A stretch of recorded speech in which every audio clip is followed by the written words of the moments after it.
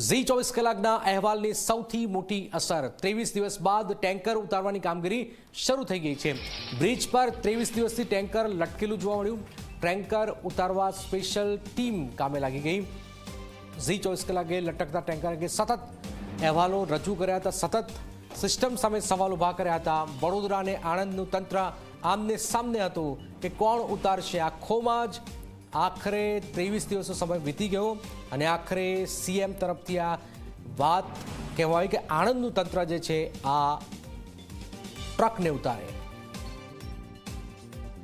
વડોદરા જિલ્લાનો પાદરા તાલુકાનો મુજપુર ગંભીરા બ્રિજ જે સૌરાષ્ટ્ર મધ્ય ગુજરાતને જોડતો એકમાત્ર બ્રિજ હતો। 9 જુલાઈના રોજ છે તે આ બ્રિજ ક્યાંક ને ક્યાંક તૂટી પડ્યો હતો, જેમાં 21 લોકોના મોત નીપજ્યા હતા। ચોક્કસ પ્રમાણે વાત કરીએ તો 22 દિવસ સુધી તંત્ર દ્વારા જે કામગીરી કરવામાં આવી, આખરે ગઈકાલે તંત્રએ છે તે આ કામગીરીને રોકી દીધી હતી। સમગ્ર બાબતને લઈને ઝી 24 કલાકે ગઈકાલે અહેવાલ પ્રસારિત કરવામાં આવ્યો હતો, ત્યારબાદ હવે તંત્ર હરકતમાં આવ્યું છે।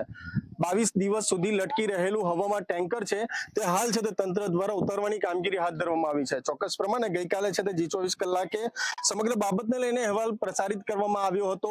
જે કામગીરી બંધ કરી દેવામાં આવી તેને પગલે જ ક્યાંક ને ક્યાંક જોવા જઈએ તો સરકાર દ્વારા હવે ચોક્કસ પ્રમાણે આણંદ જિલ્લા કલેક્ટરને છે તે આદેશ કરવામાં આવ્યો હતો કે આ ટેન્કર છે તે હવે આણંદ જિલ્લા વહીવટી તંત્ર દ્વારા ઉતારવામાં આવશે। એટલે ચોક્કસ પ્રમાણે કહી શકાય કે છે વડોદરા જિલ્લા તેમજ આણંદ જિલ્લા જે વહીવટી તંત્ર છે તેઓ દ્વારા ક્યાંક ને ક્યાંક એકબીજાને ખો આપવામાં આવી રહી હતી।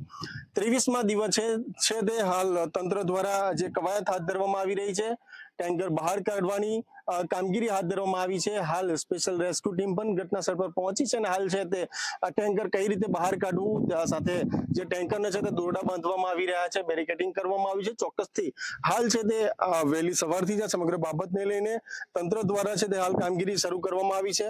હાલ ઝી 24 કલાકની ટીમ છે તે આ બ્રિજ જોઈ શકો છો, આ બ્રિજનો વચ્ચેનો જ ભાગ તૂટી પડ્યો હતો અને અંદર અનેક વાહનો છે તે ખાબક્યા હતા અને 21 લોકોના મોત નીપજ્યા હતા। સમગ્ર બાબતને લઈને હાલ 23મા દિવસે છે તે હવે આ જે કામગીરી છે, જે કવાયત છે તે હાથ ધરવામાં આવી છે।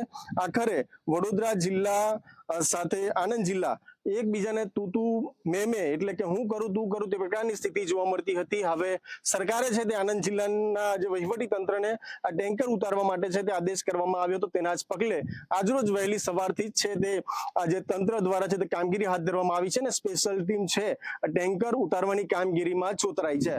કેમેરામેન સંતોષ માલી સાથે મિતેશ માલી, ઝી મીડિયા વડોદરા, પાદરા।